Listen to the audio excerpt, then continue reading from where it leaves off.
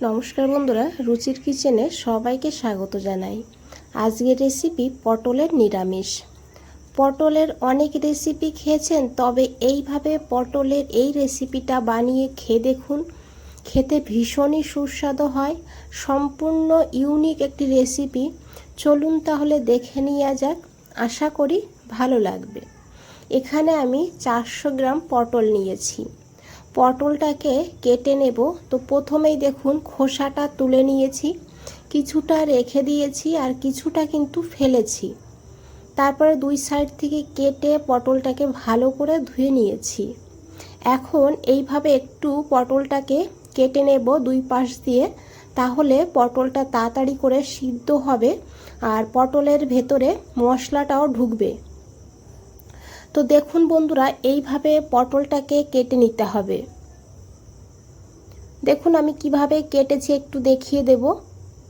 মাঝখানে কিন্তু জয়েন্ট থাকবে, না হলে কিন্তু পটলটা দুই টুকরো হয়ে যাবে। যেহেতু গোটা পটলই রান্না করব, সেই কারণে এইভাবে কেটে নিতে হবে। এখন এই পটলের মধ্যে দিয়েছি অল্প করে একটু লবণ আর সামান্য একটু হলুদের গুঁড়ো। আশা করি দেখে বুঝতে পেরেছেন, খুবই অল্প দিতে হবে হলুদের গুঁড়ো। এখন হাত দিয়ে ভালো করে মেখে নিতে হবে। পটলের গায়ে হলুদ আর লবণটা এইভাবে একটু ধরে ধরে লাগিয়ে দিতে হবে। এদিকে দেখুন একটা কড়াই বসিয়ে দিয়েছি, কড়াইতে দিয়েছি 2 চামচ সাদা তেল। বন্ধুরা, আমি রান্নাটা সাদা তেলে করেছি, তবে সর্ষের তেলেও কিন্তু করা যাবে। তেলটাকে খুব ভালো করে গরম করে নিতে হবে। তারপরে এখানে পটলগুলোকে দিয়ে দিতে হবে।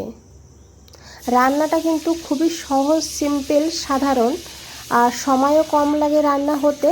দেখতে থাকুন, বুঝতে পারবেন, তবে খেতে কিন্তু অসাধারণ হয়। সব পটলগুলো এখানে দিয়ে দিয়েছি। এখন পটলটাকে ভালো করে ভেজে নেব। পটলটা যদি ভালো করে ভাজা না হয় তাহলে কিন্তু পটল খেতে ভালো লাগে না, তাই অবশ্যই এইভাবে একটু সময় নিয়ে পটলটাকে ভালো করে ভেজে নিতে হবে। এখন আমি ঢাকা দিয়ে রেখে দেব 2 মিনিটের জন্য, তাহলে পটলটা অনেকটা নরম হয়ে যাবে। এদিকে বন্ধুরা একটা মশলা বানাবো। একটা বাটির মধ্যে নিয়েছি 1 চামচ কালো সর্ষে, তার সঙ্গে 1 চামচ নিয়েছি হলুদ বা সাদা সর্ষে, আর নিয়েছি 1 চামচ পোস্ত। তবে পোস্তর পরিবর্তে এখানে আপনারা সাদা তিলও ব্যবহার করতে পারেন। আর সামান্য একটু জল দেব, জলটাকে দিয়ে ভালো করে একটু মিশিয়ে নেব। এইভাবে 10 মিনিট আমি ভিজিয়ে রেখে দেব পোস্ত আর সর্ষেটাকে। দেখুন 10 মিনিট হয়ে গিয়েছে। যতটা জল দিয়েছিলাম জলটা কিন্তু সোপ করে নিয়েছে। তো এইভাবে অল্প করে জল দেবেন, তাহলে কিন্তু অসুবিধা হবে না বাটতে। আর এখন দিয়েছি এর মধ্যে একটা কাঁচা লঙ্কা। সর্ষের মধ্যে একটু কাঁচা লঙ্কা লবণ দিলে তেতো লাগে না। দিয়েছি একটু লবণ। এখন এই সর্ষে আর পোস্তটাকে একদম মিহি করে পেস্ট করতে হবে।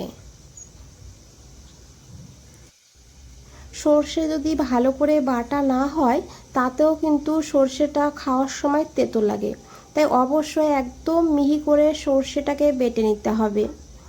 এদিকে দেখুন 2 মিনিট হয়ে গিয়েছে, আমি ঢাকনাটা দিয়ে রেখে দিয়েছিলাম। এখন ঢাকনাটা সরিয়ে নেব। আর এখানে কিন্তু বন্ধুরা দেখুন পটলটা কিন্তু অনেকটাই ভাজা হয়ে গিয়েছে। এইভাবে করে কিন্তু পটলটাকে ভালো করেই ভেজে নিতে হবে। এখন এর মধ্যে দিয়েছি আদা কাঁচা লঙ্কা বাটা। এখানে 1/2 ইঞ্চি আদা আর 2টো কাঁচা লঙ্কাকে একটু জল দিয়ে বেটে নিয়েছি। দিয়ে দিয়েছি পরিমাণ মতন লবণ, আর দিতে হবে এখানে হলুদের গুঁড়ো। তবে হলুদের গুঁড়োটা কম দিতে হবে এই রেসিপিতে, আর লবণটা একটু খেয়াল করে দিতে হবে, কারণ মশলা বাটার সময়ও কিন্তু লবণ দিয়েছিলাম। সামান্য একটু কাশ্মীরি লঙ্কার গুঁড়ো দিয়েছি কালারের জন্য। আমি যেহেতু কাঁচা লঙ্কা বেটে দিয়েছি, তাই কাশ্মীরি লঙ্কার গুঁড়োটা এখানে দিয়েছি। এখন খুব ভালো করে এই মশলাটাকে কষিয়ে নেব যত সময় না মশলা থেকে তেল ছেড়ে দিচ্ছে। দেখুন বন্ধুরা, মশলাটাকে কিন্তু ভালো করে কষিয়ে নিয়েছি। এইভাবে কিন্তু মশলাটাকে কষিয়ে নিতে হবে। আর তারপরে এখানে দিয়ে দিতে হবে সেই সর্ষে আর পোস্ত বাটা। বাটি ধুয়ে সামান্য একটু জলও এখানে দিয়ে দিয়েছি।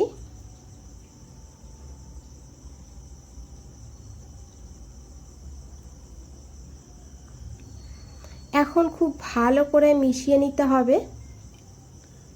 একবার হলেও এই পদ্ধতিতে এই পটলের নিরামিষটি বানিয়ে দেখুন, খেতে ভীষণই ভালো হয়। যারা পটল পছন্দ করে না তারাও কিন্তু চেয়ে চেয়ে খাবে, এতটা সুস্বাদু হয়। এখন ঢাকা দিয়ে রেখে দেব লো ফ্লেমে 2 মিনিট। খুব বেশি কষাবো না কিন্তু, তাহলে পোস্ত আর সর্ষের স্বাদটা থাকবে না। 2 মিনিট হয়ে গিয়েছে, ঢাকনাটা সরিয়ে নিয়েছি।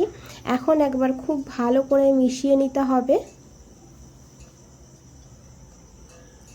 তারপরে এখানে দিয়ে দিতে হবে দুধ। এখানে আমি হাফ কাপ গরুর দুধ নিয়েছি। দুধটাকে জাল করে তারপরে ঠান্ডা করে নিয়েছি। তবে আপনারা গরুর দুধের পরিবর্তে এখানে মিল্ক পাউডারও নিতে পারেন, তাতেও কিন্তু স্বাদটা ভালো হবে।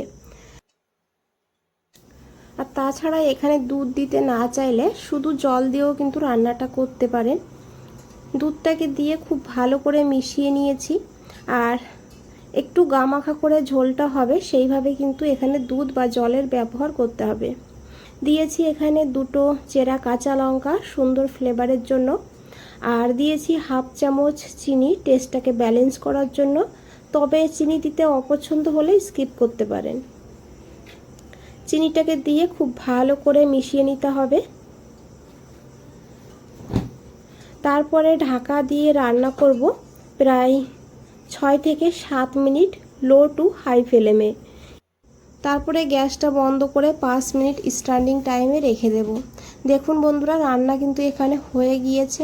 দেখতে কতটা লোভনীয় লাগছে, খেতেও কিন্তু ভীষণই সুস্বাদু হয়। একবার হলেও এই পদ্ধতিতে বানিয়ে দেখুন, তারপরে আমাকে জানান কেমন লেগেছে। বন্ধুরা, আজ তাহলে এই পর্যন্তই। ফিরে আসছি নতুন কোনো রেসিপি নিয়ে। ভালো থাকবেন, সুস্থ থাকবেন। সবাইকে অনেক অনেক ধন্যবাদ এত সময় ধৈর্য ধরে রেসিপিটা দেখার জন্য।